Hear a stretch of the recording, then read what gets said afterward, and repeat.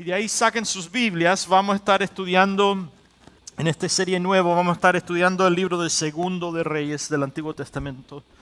Acabamos de terminar una serie estudiando Primero de Reyes, viendo la vida de Elías. Y por las próximas cuantas semanas estaremos estudiando la vida de Eliseo. Estudiando el libro de Segundo de Reyes, pero mirándolo a través de la vida de Eliseo. Y si tienen su Biblia, vayan a Segundo de Reyes, capítulo 1, y vamos a empezar ahí esta mañana.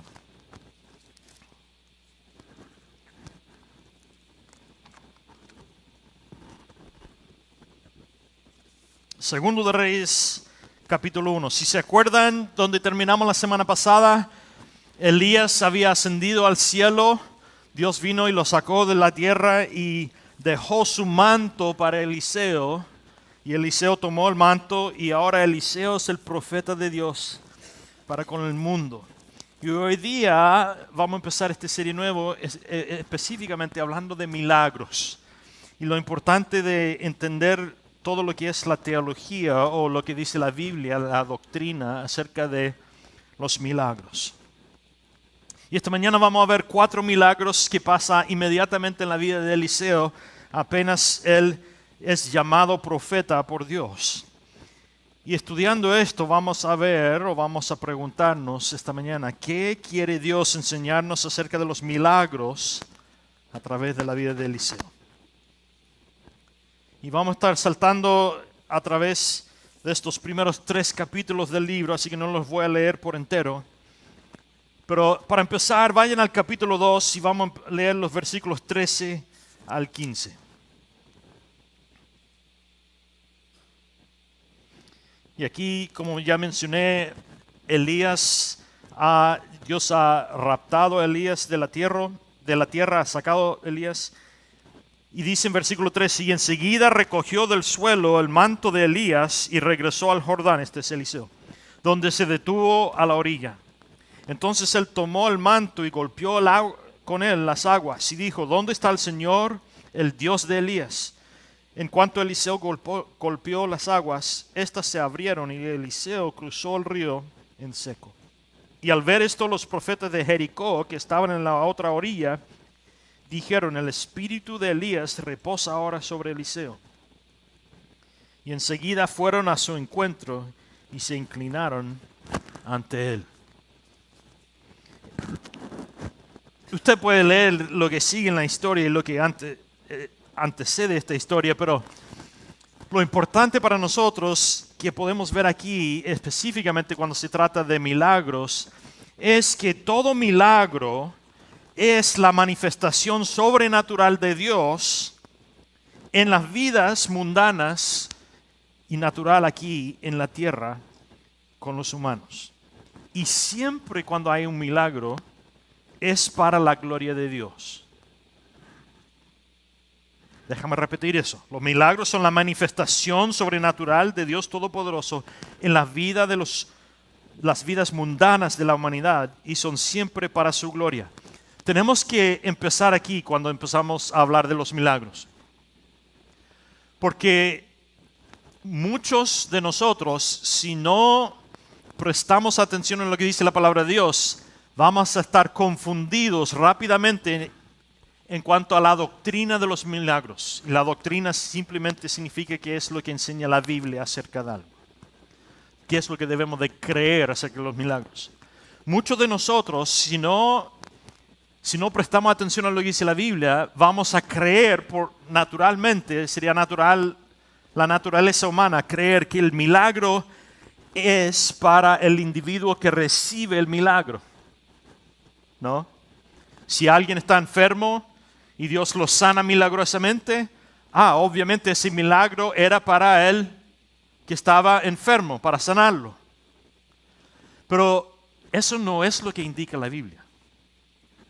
El milagro, siempre cuando Dios sobrenaturalmente se manifiesta en lo natural aquí en el mundo, es principalmente para revelar su gloria.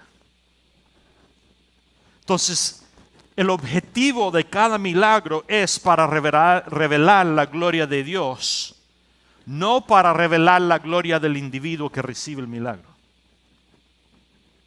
Entonces, por ejemplo, es fácil estar confundido en esto, pero siempre pasa que hay pastores o hay alguien que ora para otra persona que se sanen, por ejemplo, y son sanados milagrosamente. Y si nuestra doctrina acerca de los milagros es equivocada, es muy fácil entonces para ese individuo decir, Dios me ha dado el don de sanamiento, de sanar a la gente, voy a crear un ministerio de sanación. Y todos nosotros hemos visto en la tele, o conocemos a alguien, o incluso quizás algunos de nosotros hemos ido a un ministerio, un evangelista que dice que tiene el don de sanamiento para sanar a la gente, y vamos a estos servicios para tratar de ser sanados, o llevamos a gente que está enfermo para que se sanen. Y el problema con eso es que cuando hacemos eso, estamos iniciando nuestra doctrina, nuestra creencia acerca de los milagros equivocadamente, y estamos propulgando un evangelio falso. Un evangelio centrado en mí, cuando el evangelio bíblico está centrado en Cristo y en lo que ha hecho Cristo. Y todo lo que se encuentra en la Biblia es para enseñarnos a nosotros que Dios es nuestro creador y que Él nos creó para glorificarlo a Él y para manifestar su gloria y multiplicar su gloria en toda la tierra. Pero cuando nuestra teología, nuestra doctrina acerca de milagros y cualquier otra cosa está centrado en mí, vivo para mi reino y vivo con un evangelio equivocado donde yo estoy tratando de invitar a Dios a entrar y ser parte de mi vida, en vez de creer y vivir según lo que dice la palabra de Dios, que dice que Dios es santo, Dios está en control, y Él me invita a mí a ser parte de lo que Él está haciendo, ser parte de su reino y estar en relación íntima con Él. Es muy pequeña la diferencia, pero la consecuencia de ese crecimiento, el uno al otro, va a influir cómo vivimos y va a influir nuestra relación con Dios y va a influir todo lo que se trata acerca de la manera en cual vivimos. Y una de las razones por la cual siempre escucho en la iglesia, ¿por qué no vemos milagros como vemos en la Biblia? ¿Por qué no lo vemos hoy día? Una de las razones es porque estamos buscando no milagro de Dios, estamos buscando milagro de nosotros. Estamos buscando algo que me glorifique a mí, que me eleve a mí, Nunca lo diríamos así, pero es lo que hacemos cuando creemos eso. Que yo soy Dios y Dios existe para mis quereres. ¿No? Y cuando vivo así, obviamente, voy a vivir una vida vacía de milagros en mi vida. ¿Por qué? Porque bíblicamente cada vez que Dios se manifiesta sobrenaturalmente en lo natural es para que Él reciba la gloria. Entonces cuando yo estoy enfermo o necesito algo y estoy pidiendo, rogando a Dios que se invierta su poder en mi vida, si lo estoy haciendo para mis quereres y para mis deseos, probablemente Dios va a responder no. Porque Dios nunca me va a ayudar a mí a elevarme a mí mismo sobre Él.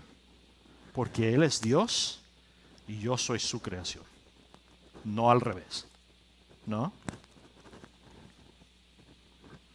Dios aparta a Eliseo como su profeta mediante el milagro del río del Jordán. Y al hacer exactamente lo que Elías había hecho, en el versículo 8, Dios demuestra a los 50 profetas de Jericó que estaban ahí viendo al otro lado del río, Dios está demostrándoles a ellos que el Dios de Elías, el mismo Dios que había profetizado a través de Elías, que había hecho milagros a través de Elías, ahora está sobre Eliseo. Y que Eliseo es su elegido como profeta para seguir hablándole al pueblo de Israel. Y acuérdense que en estos días el Espíritu Santo no moraba en el creyente, porque Jesucristo no había muerto todavía. Y en estos días nadie tenía Biblias como nosotros lo tenemos hoy en día. Uno de nosotros tenemos acceso directo a la palabra de Dios para nosotros. Pero en ese día no. Entonces en ese día el profeta era la voz de Dios para el pueblo. Y es muy importante ahora que Dios hace este primer milagro de partar el río del Jordán. Lo hace tal cual como lo había hecho con Elías, no para Eliseo, no para elevar a Eliseo y para que Eliseo piense, ahora yo tengo el poder de hacer milagros como lo tenía Elías. No. Ni siquiera es para Eliseo. Es una demostración para los 50 profetas de Jericó que están observando, para que ellos vean que Dios ha ungido a Eliseo como su elegido profeta para el pueblo. Y que el mismo Dios de Elías, que estaba sobre Elías, ahora está sobre Eliseo.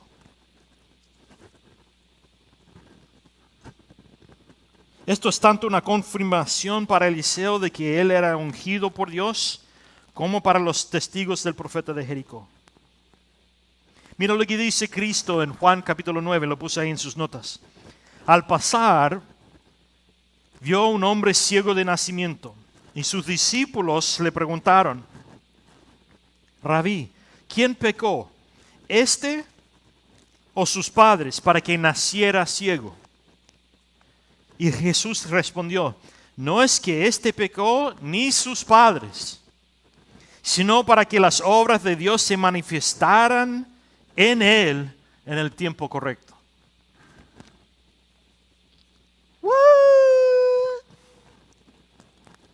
Nosotros tenemos todo tipo de, no sé cómo decirlo, al leer este versículo.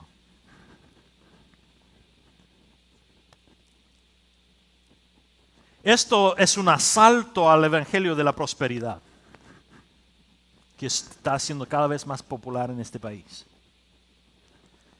Dios responde a sus discípulos y dice que este hombre nació ciego no por el pecado suyo o por el pecado de sus padres. Él nació ciego y estamos hablando de un hombre, así que sabemos que tiene más de 13 años. Probablemente está en los 30 y tantos años.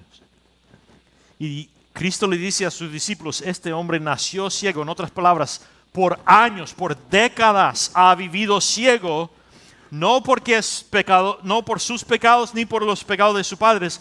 Él nació ciego para que cuando Cristo estuviera en la tierra, Él pudiera demostrar que Él es Dios al sanar al individuo.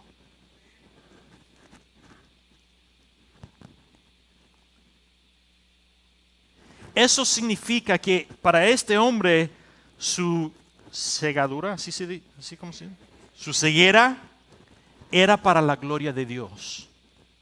Y en su ceguera, Él existió por décadas para que en el momento correcto, en el momento que Dios había elegido, Cristo pudiera demostrar que Él es Dios al mundo entero. En otras palabras, Dios no quiso sanar a este hombre antes de esto. Él esperó hasta unos 30 y tantos años de ceguera para demostrar su poder. En otras palabras, Dios causó que este hombre naciera ciego para revelar su gloria al mundo. ¿Qué es lo que está pasando en tu vida o en mi vida que hemos estado pidiendo que Dios lo transforme, lo quite, cuando deberíamos de estar preguntándole a Dios, Dios, ¿qué es lo que quieres hacer con esto? Ojo, quizás hay cosas en nuestra vida que nosotros consideramos como prueba o incluso Quizás le hemos dado gloria al enemigo, al acusar al enemigo por cosa en mi vida, cuando quizás Dios está dejando que pase para que en el momento correcto Él revele su gloria en ti y a través de ti. Y esa cosa que tú estás pidiendo o rogando que Dios lo quite de tu vida, quizás Dios lo quiere utilizar para glorificarse a sí mismo y a ti. Oh, ¿cómo cambiarían nuestras oraciones si tuviéramos esa perspectiva? ¿No?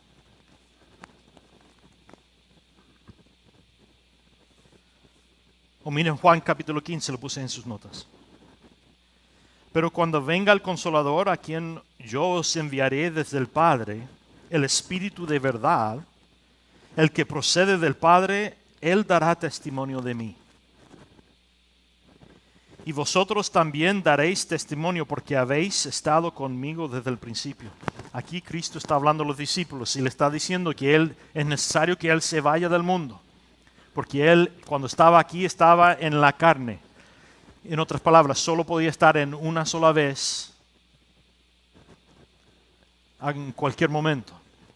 Y era necesario que Él volviera al Padre para mandar al que Él viniera después de Él, hablando del Espíritu Santo, el cual todos nosotros experimentamos diariamente, quienes hemos puesto nuestra confianza en Él, porque si nosotros hemos declarado que Él es Señor de mi vida y me ha arrepentido de mis pecados, la palabra de Dios dice que Él ha puesto su Espíritu Santo en mí, que me ha sellado con su Espíritu Santo. Y todo milagro en la Biblia viene de parte del Espíritu Santo.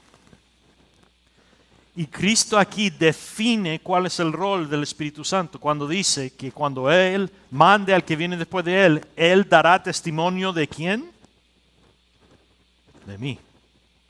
En otras palabras, toda obra del Espíritu Santo es para dar testimonio de Dios a través de la persona de Jesucristo. Entonces, todo milagro que acontece en este mundo es para la gloria de Dios y para apuntar a Jesucristo. Cuidado cuando se encuentren con alguien que dice, Dios me ha dado este don y yo tengo este ministerio de tú llena el espacio. Cuidado. Porque si realmente viene de parte de Dios, ese individuo debería decir, Dios no me ha dado nada. Dios utiliza el don o ha utilizado el don de llena el espacio a través de mí, pero es de parte de Dios y es para la gloria de Dios y yo no recibiré nada de gloria por parte de esto. Entonces, si Dios te ha sanado porque yo oré, no es porque yo oré, es porque Dios intentó y deseó sanarte, solo me utilizó a mí, pero todo el sanamiento y toda la gloria y toda la fama es de parte de Él. Y el hecho de que Dios me utilizó en este momento no significa que mañana yo tengo el mismo don para manejarlo como yo quiera. Sí hay gente que ora y Dios lo utiliza para traer el milagro de sanamiento. Pero cada vez que se encuentre con alguien que dice que yo tengo un ministerio de sanamiento, debería de levantar una bandera roja en su mente. Y pregúntense a sí mismo, ¿este individuo está tratando de ser dueño de parte de la gloria que pertenece a Dios? ¿No? Porque Dios no necesita un individuo especial. Dios puede obrar a través de cualquiera de nosotros, ¿no? Pregúntate, ¿por qué milagros estoy orando en mi vida? ¿Y para quién pido estos milagros? ¿Para mí o para que se revele la gloria de Dios a través de mí? Colosenses 3, 1 al 4 dice, sí, pues habéis resucitado con Cristo, buscad las cosas de arriba, donde está Cristo sentado en la diestra de Dios. Poned vuestra atención en las cosas de arriba, no en las de la tierra, porque habéis muerto. y vuestra vida está escondida con Cristo en Dios. Y cuando aparezca Cristo, que es vuestra vida, entonces vosotros también aparecerás en Él en gloria. ¿No? Entonces la próxima vez que estés enfermo, en vez de pedir un milagro de sanamiento, pide por la gloria de Dios. Dios, si esta enfermedad te traerá gloria, entonces dame la paciencia de pasar por esta enfermedad para que tú recibes la gloria. Pero si esta enfermedad lo has dejado o incluso lo has puesto en mi vida para revelar tu gloria milagrosamente, entonces trae el milagro de sanamiento. Pero si me sanas o no me sanas, cualquiera de los dos, que sea para tu gloria.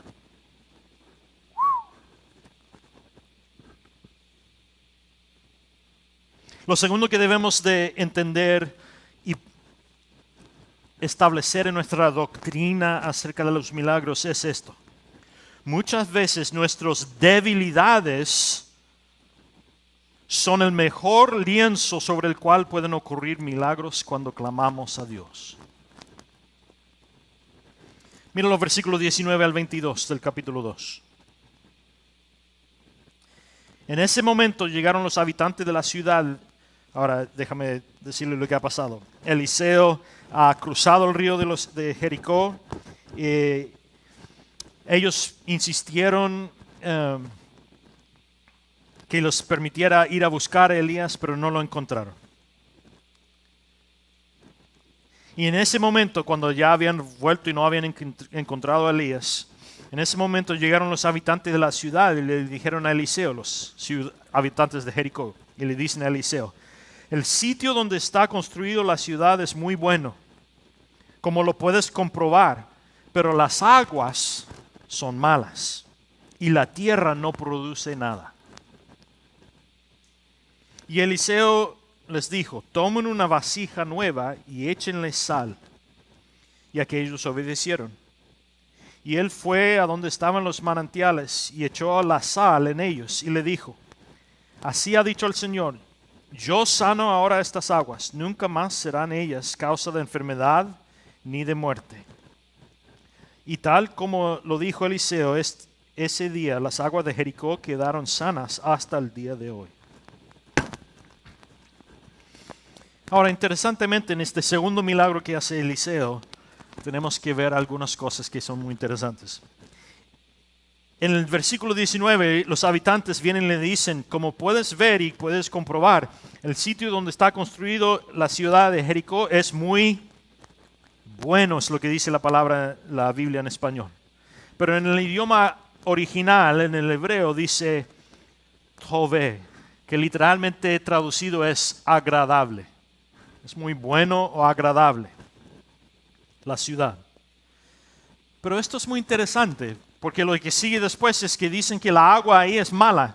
Y cuando tomaban el agua se enfermaban e incluso se moría la gente y no podían crecer nada de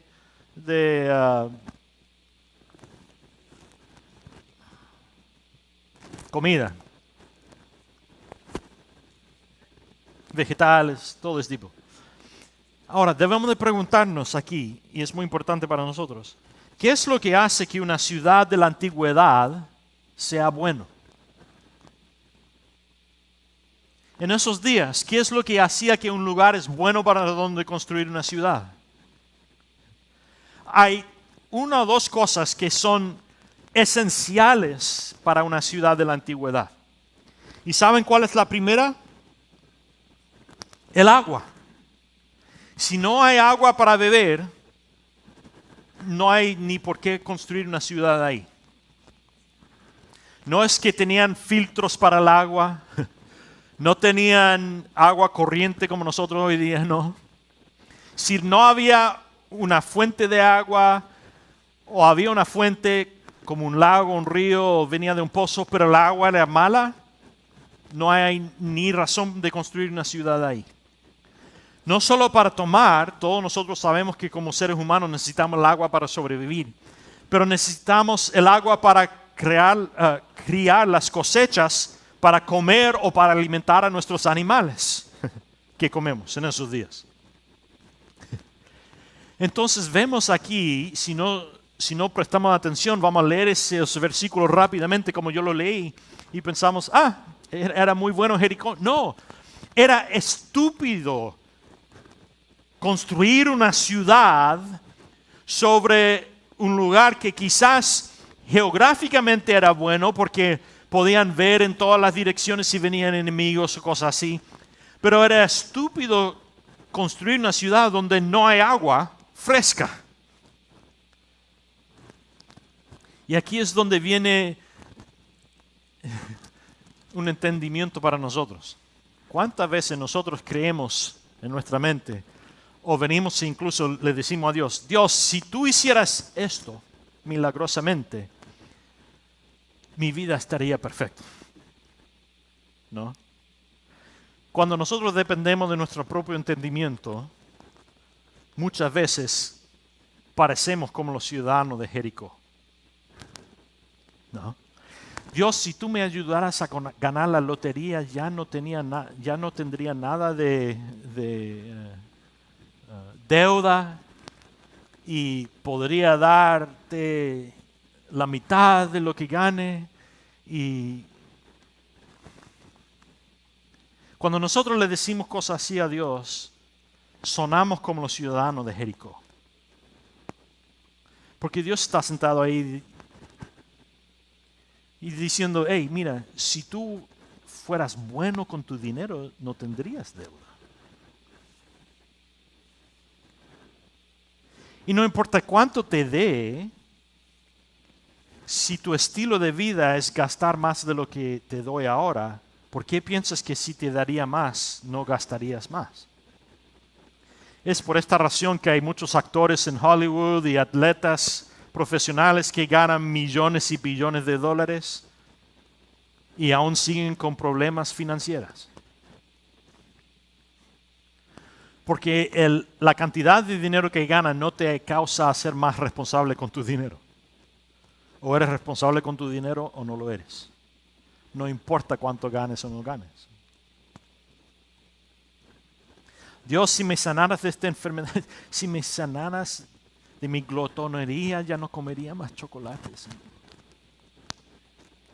Sueno como un ciudadano de Jericó, ¿no? Yo no tendría un problema con glotonería si yo tuviera control sobre mis deseos de lo que come, ¿no? Aquí los ciudadanos de Jericó vienen al profeta Eliseo e inmediatamente le dicen, hey, mira, esta ciudad es increíble.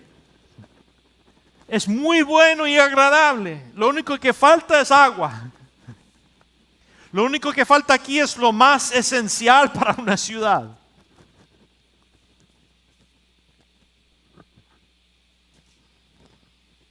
Pregúntate esta mañana, ¿estamos contentos con el estatus de nuestras vidas tal y cual como están?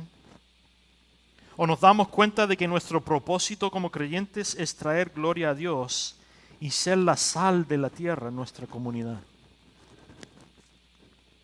El milagro que hace Eliseo aquí no es tanto para sanar las aguas de Jericó. Es una proclamación es profecía de algo que vendrá más adelante. Fíjense cómo sana el agua Eliseo. Tira sal al agua. Y con eso, con el acto de tirarle sal al agua, Dios sana el agua y desde ese día en adelante esa agua ya no era mala. Y esto es una proclamación o una profecía de algo que vendrá muchos años después. Acuérdense cuando Cristo está hablando con la señora de Samaria al lado del pozo y le dice a ella, mira, el agua que sacas de ahí saciará tu sed para hoy, pero el agua que yo te doy saciará para siempre. ¿No?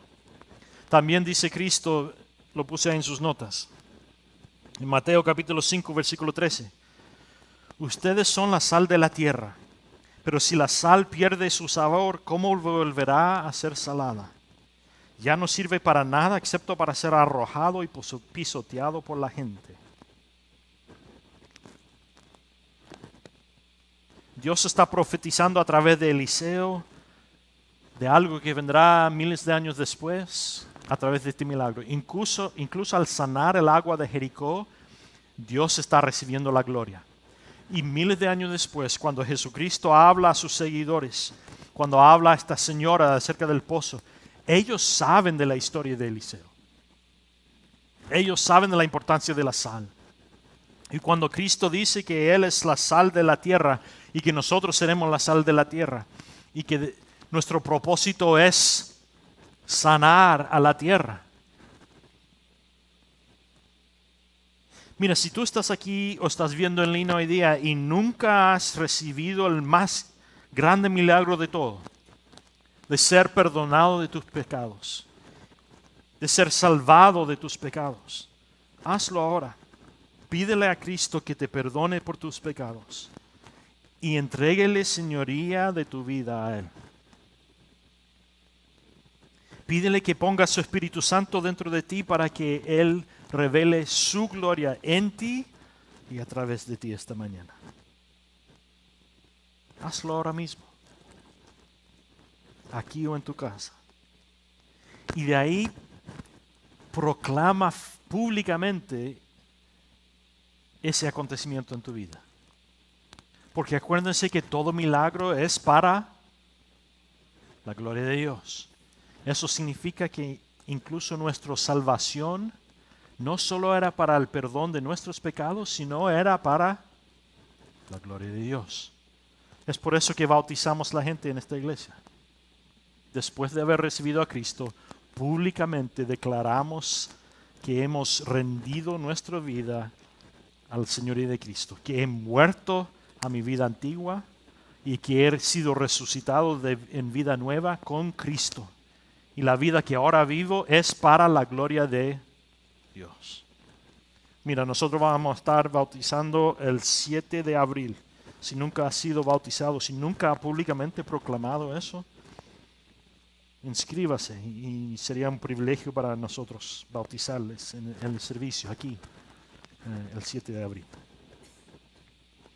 Entonces, todo milagro es para la gloria de Dios y toda debilidad de nuestra vida es uno de los mejores lienzos sobre el cual pueden ocurrir los milagros cuando clamamos a Dios.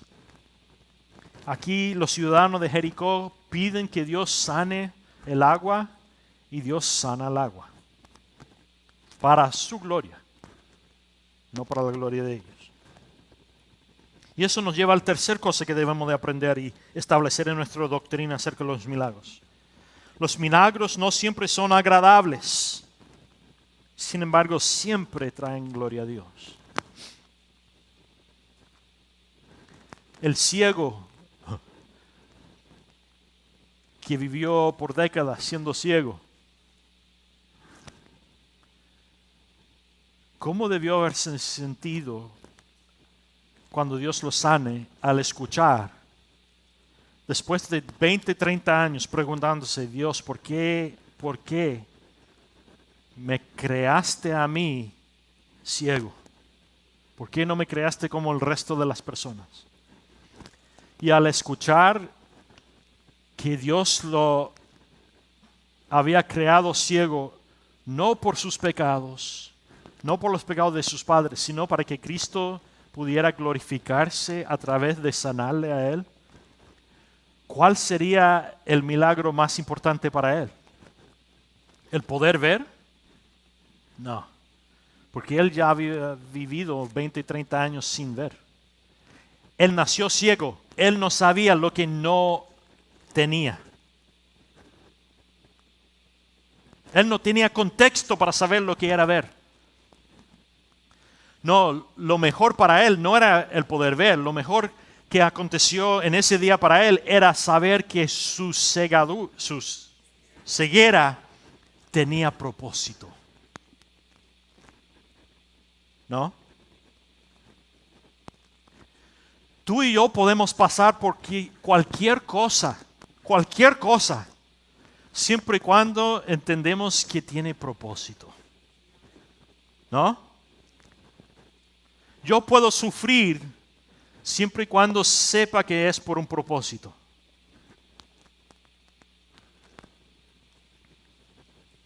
Los milagros no siempre son agradables. En este caso, el milagro para este hombre era que Dios quería revelar su gloria a través de él.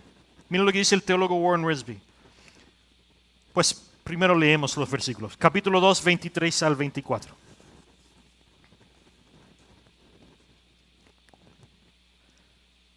Después de haber sanado el agua de Jericó, Eliseo salió de allí y se dirigió a Betel.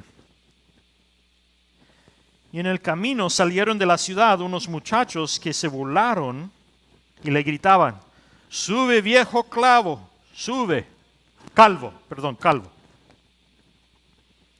Y Eliseo volvió la vista y los maldijo en el nombre del Señor.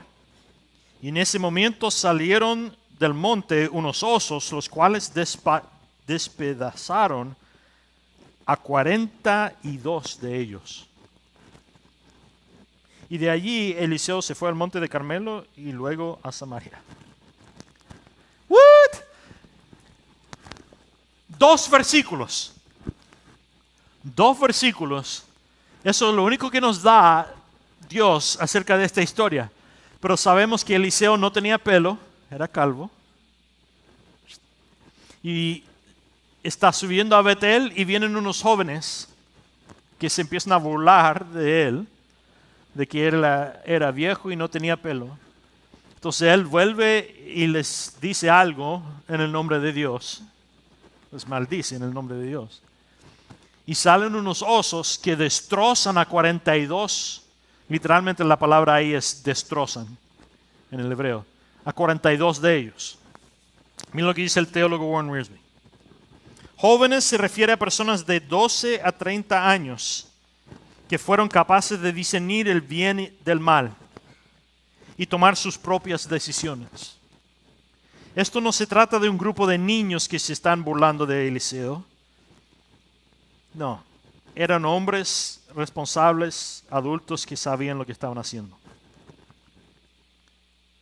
Y estaban ridiculando maliciosamente no solo a Eliseo, sino que están ridiculando ¿a quién? Al profeta de Dios. Entonces están ridiculándose de Dios.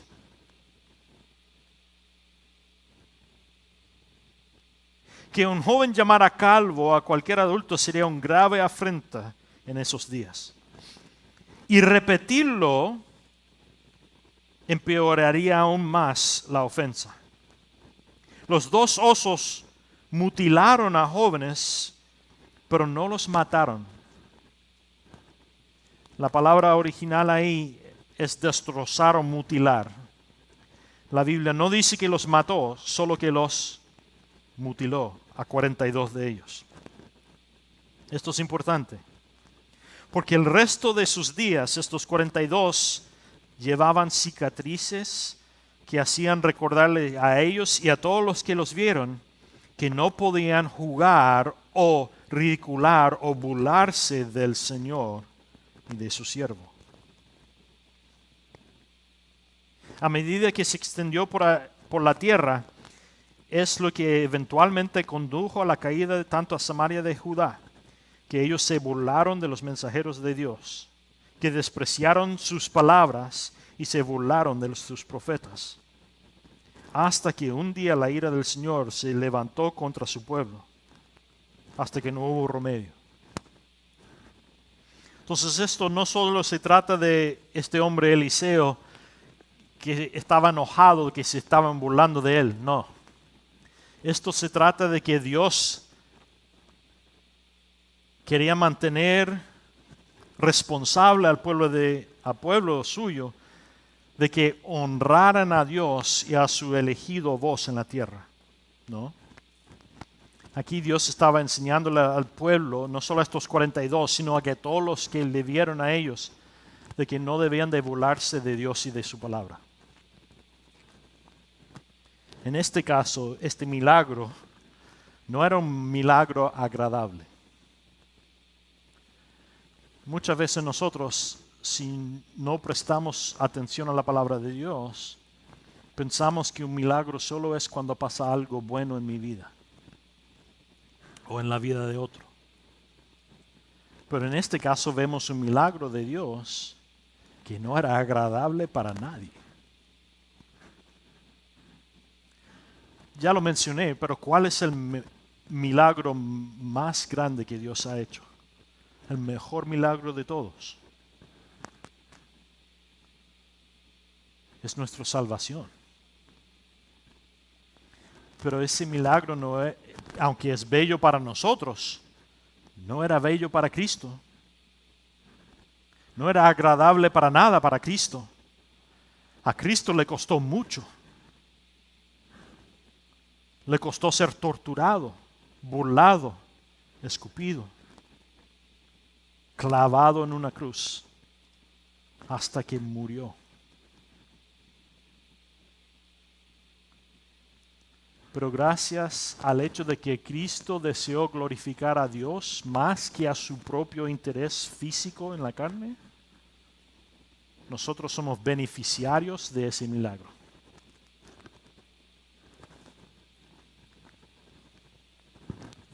Mira lo que dice Levíticos 26, lo puse en sus notas. Entonces, si andéis en contra de mí y no me escuchéis, seguiré hiriéndoos 7 veces por vuestros pecados, y soltaré contra vosotros fieras salvajes, que os quitarán a vuestros hijos y destruirán vuestro ganado, y os reducirán en número, de modo que vuestros caminos quedarán desiertos. En Hebreos 13 dice, obedeced a vuestros líderes y sométete a ellos, porque ellos velan por vuestras almas, como quienes tendrán que dar cuentas, que hagan esto con alegría y no con gemidos, porque eso nos beneficiará. Y en Isaías 42:8 dice, yo soy el Señor, ese es mi nombre, mi gloria no la doy a ningún otro. O literalmente en el hebreo dice, mi gloria no lo compartiré con ningún otro, ni mi alabanza a los ídolos falsos o tallados. Hoy día dirías al Señor que eliges vivir una vida de reverencia y obediencia a la palabra de Dios para poder ser usado para traer gloria a Dios de una manera positiva, ¿no? ¿Estaríamos dispuestos a obedecer la palabra de Dios al reconocer que existimos para la gloria de Dios? Entonces, hoy día elegiré vivir en obediencia a todo lo que me mande Dios y no burlarme de su gloria en la manera en que vivo mi vida. Y si eso significa que tenga que pasar por cosas que no son agradables para traer gloria a Dios, estaré dispuesto fielmente a pasar por eso. Incluso si eso significa que mi ceguera simbológico no sea agradable, ¿no? ¿Qué es lo que estará Dios deseando hacer a través de las cosas que están pasando en tu vida? Pero ese cambio de perspectiva cambia todo. Porque eso significa que aún en mi sufrimiento yo puedo traer gloria a Dios. Y eso es un milagro en sí mismo. O Pablo lo dice así después en Romanos, que Dios utiliza todo para el bien de aquel que está en Jesucristo. Eso es un milagro mereciendo ser celebrado. Que aún en mi sufrimiento, aún en mis situaciones no deseadas, si soy dispuesto a seguir adorando y alabando a Dios y dándole la gloria a Dios, incluso en mi peor circunstancia, milagrosamente Él puede utilizar eso, incluso lo peor en mi vida lo puede utilizar para traer gloria a su nombre. Eso es un milagro en sí mismo. Amén. Y la cuarta y última cosa que debemos de entender hoy día y establecer en nuestra doctrina acerca de los milagros es esto. Los milagros son fácil para Dios. Sin embargo, a menudo no vemos milagros porque no le pedimos a Dios ni seguimos su ejemplo. Voy a leer el capítulo 3 esta mañana de Segundo de Reyes. Joram, hijo de Ahab, comenzó a reinar sobre Israel cuando Josafat tenía 18 años de reinar sobre Judá, y reinó 12 años en Samaria. Pero hizo lo malo a los ojos del Señor, aunque no la agradó de su padre y su madre, pues quitó las estatuas de Baal que su padre había hecho.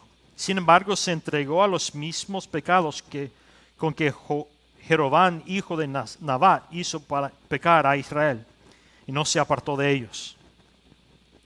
Y el rey Mesa de Moab poseía muchos rebaños y entregaba al rey de Israel 100,000 corderos y 100,000 carneros. Pero la muerte de Ahab, el rey de Moab, se rebeló contra el rey de Israel.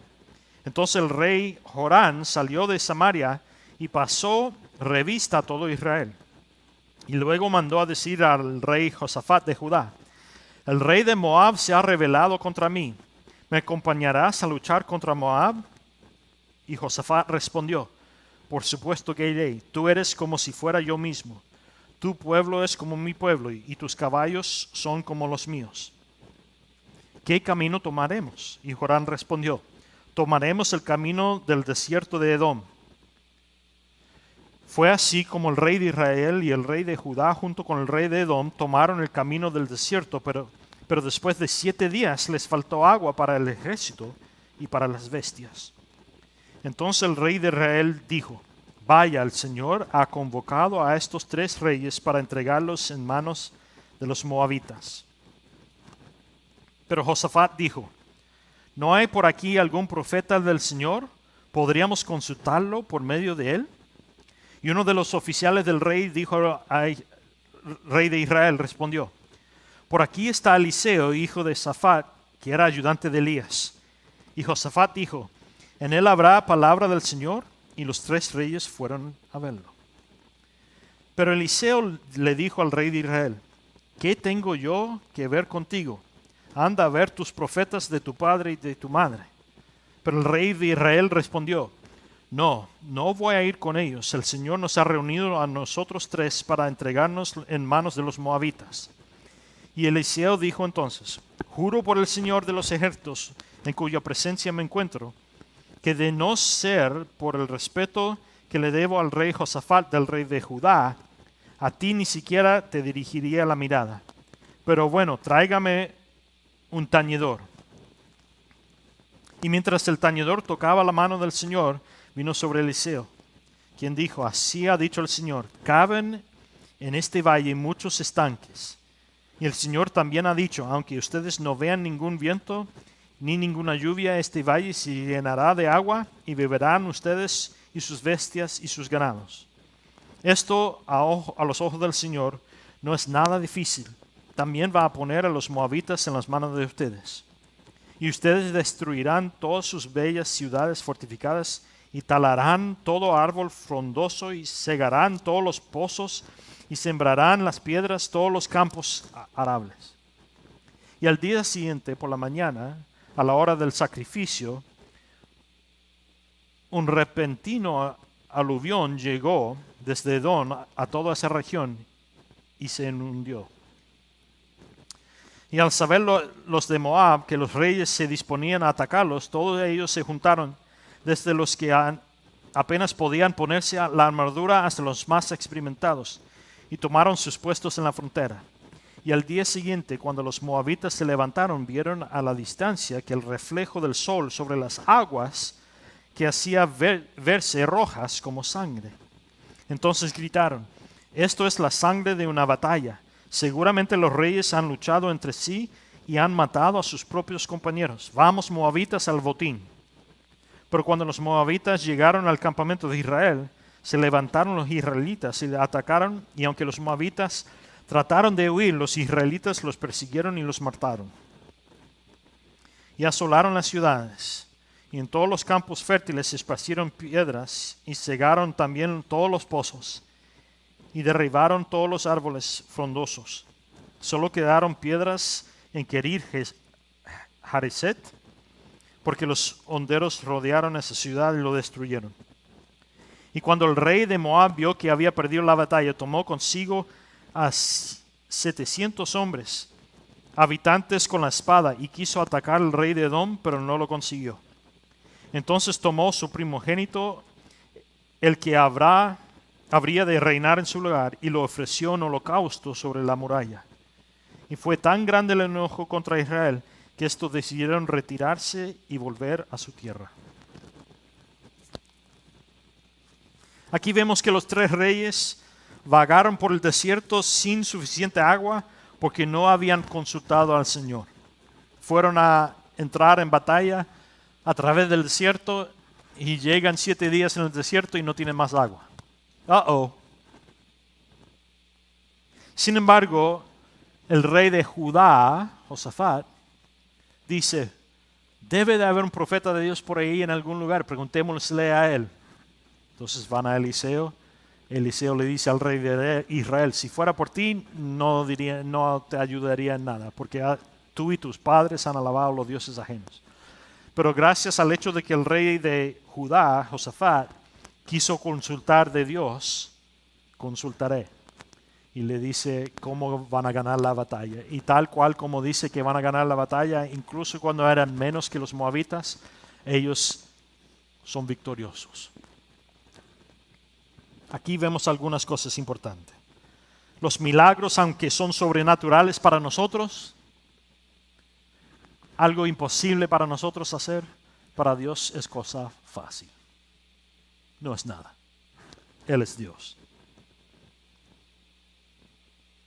Mira lo que dice Santiago capítulo 4, lo puse en sus notas.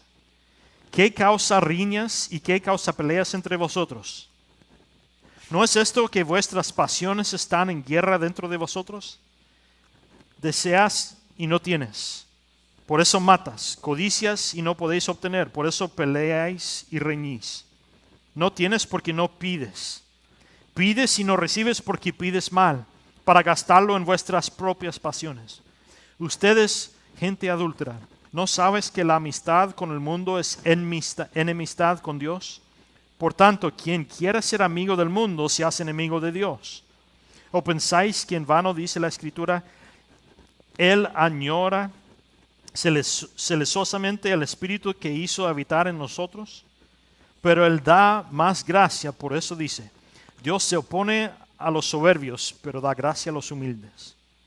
Someteos pues a Dios, resistid el diablo y huirá de vosotros. Acércate a Dios y Él se acercará a ti.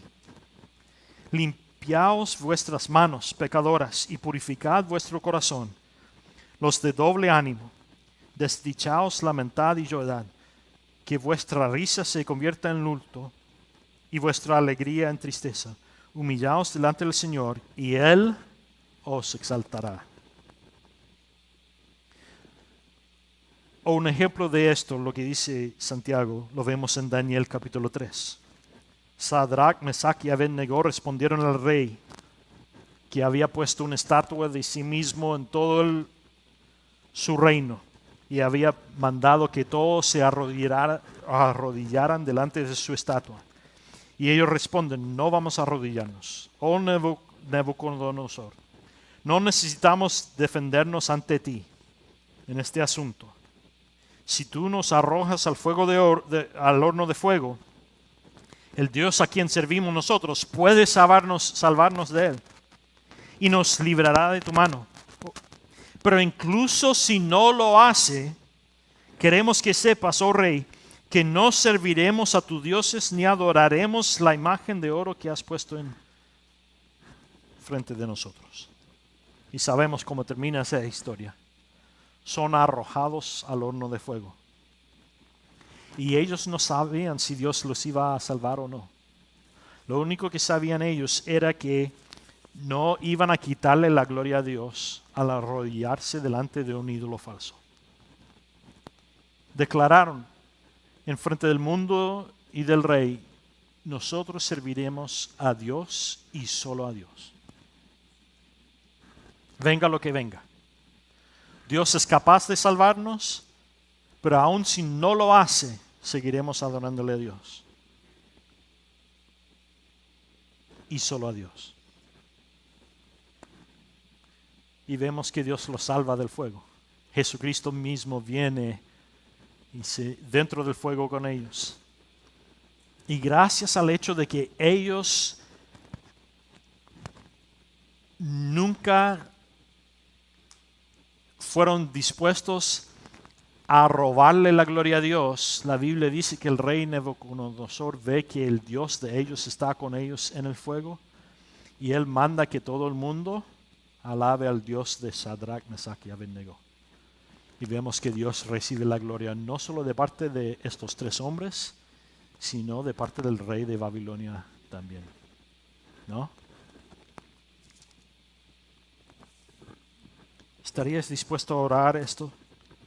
Señor, deja que mi vida sea tu lienzo sobre el cual reveles tu gloria a mí, a mi familia y al mundo que me rodea. Elijo creer en tus milagros y quiero verte manifestar tu gloria en mí y a través de mí como mejor te parezca. Wow. Tenemos un testimonio de una pareja que atiende el campus en Cinco Ranch. Disculpe que solo está en inglés, no tuve tiempo de ponerle subtítulos este fin de semana.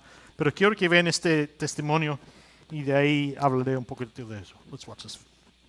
My name is Markham Staten. This is my wife Anne Marie, and this is our story of our miracle story of our baby being born. We got married in 2016. It took us a year to get pregnant the first time, and about 12 weeks after we found out we were pregnant, we lost that pregnancy. A few more months later, we got pregnant again, and we lost that pregnancy. And then the same thing kind of repeated several times to the point that we lost count. We just stopped counting. After that, it was another year before I got pregnant again, and we lost that pregnancy as well. We did see a fertility specialist. We did get pregnant, and we lost that pregnancy as well. At that point, we came to see him, and he basically, kind of going through the data and explaining everything, said, I don't really have an explanation for you. You're in the 3rd percentile of women. And I just remember sitting in my chair and just praying to myself, like, why are you doing this? Why are you doing this to me? Like, this feels like torture. Like, I know that I am not promised anything, but like, this is a good desire. Children are an inheritance from the Lord. That's what your word says. So why? Like, why are you giving us this desire to just keep taking it away from us? What are you doing? So right around that time, our niece had moved in with us. I kind of recognized as I started to get to know her and we started to figure out what it was that she needed, the full-time job that I was working, robbing my time. I felt like my time was a commodity that was being robbed from me, and so I made the decision to leave my job. My last day at work was on a Monday, and then we moved on a Saturday, and then Sunday was Easter, and I found out I was pregnant. He has brought an army of angels and of people to back us up, whether the dream comes true or not.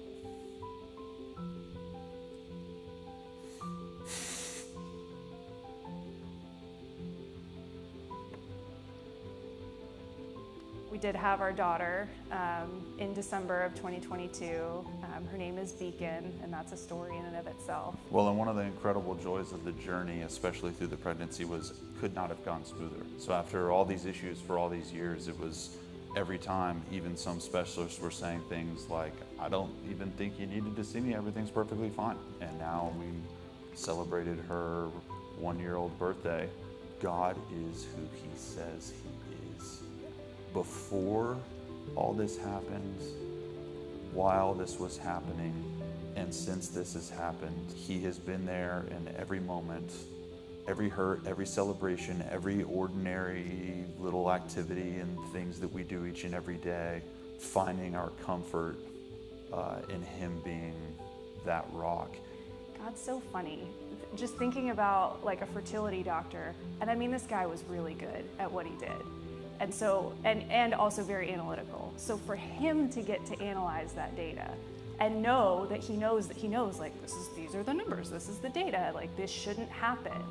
You know, so to get to see him in the parking lot of the medical facility when I'm, you know, basketball pregnant, totally be caught off guard by that. Like, that was a blessing and a miracle that blessed others beyond ourselves. It's like, you think about the Gospels and how they all end. It's like a bunch of other crazy stuff happened. They always end like that. And it's like, but we put these things in here so that you would know that God is who he says he is, that Jesus is the Christ. So it's like, yeah, hopefully this points to God, not because he gave us a daughter, but because of how he met us before, during, and after.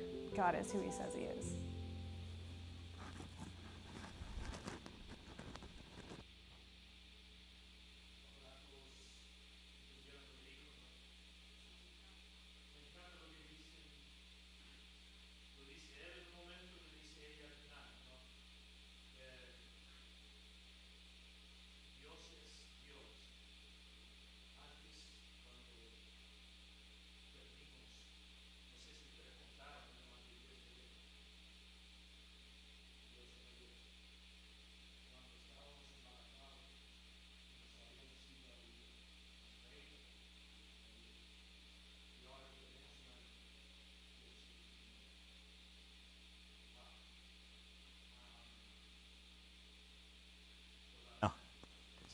There he is. Esa es la actitud que queremos nosotros cuando se trata de milagros. Dios es Dios. Cuando lo sienta y no lo siento presente, Dios sigue siendo Dios. Cuando entiendo lo que está haciendo y no entiendo lo que está haciendo, Dios sigue siendo Dios. Y su palabra es verdad. Aun cuando no entienda por lo que estoy pasando, Dios utiliza todo para el bien de aquel que está en Jesucristo. Y eso es un milagro que podemos celebrar aun cuando no sabemos o no entendemos lo que está haciendo Dios. Podemos aferrarnos a la verdad de su palabra y entender que incluso mi peor circunstancia puede ser un milagro por parte de Dios. Amén. Señor, pedimos que su Espíritu Santo venga en este lugar y se manifieste esta mañana.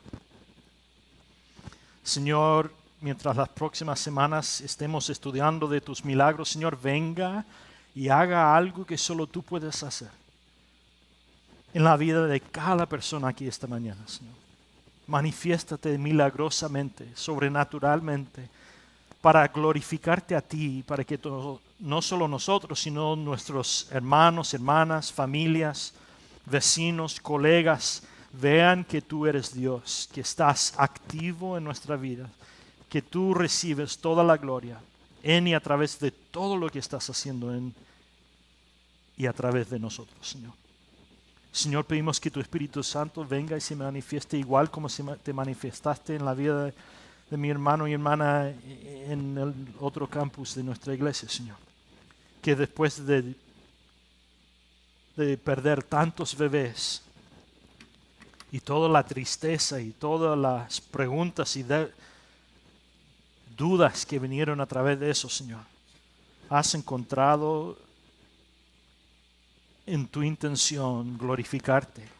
Después de todo eso, a traer un bebé que representa sobrenaturalmente algo que era imposible para ellos físicamente. Y que todos nosotros podemos glorificarte a ti porque tú eres Dios.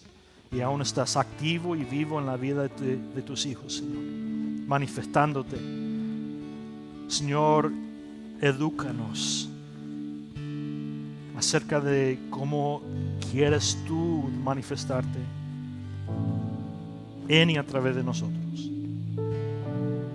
Nos rendamos a ti, Señor. Nos rendimos a ti para ser utilizados como tú quieras esta mañana, Señor, y en las semanas que vienen. En nombre de tu Hijo Jesucristo declaramos esto.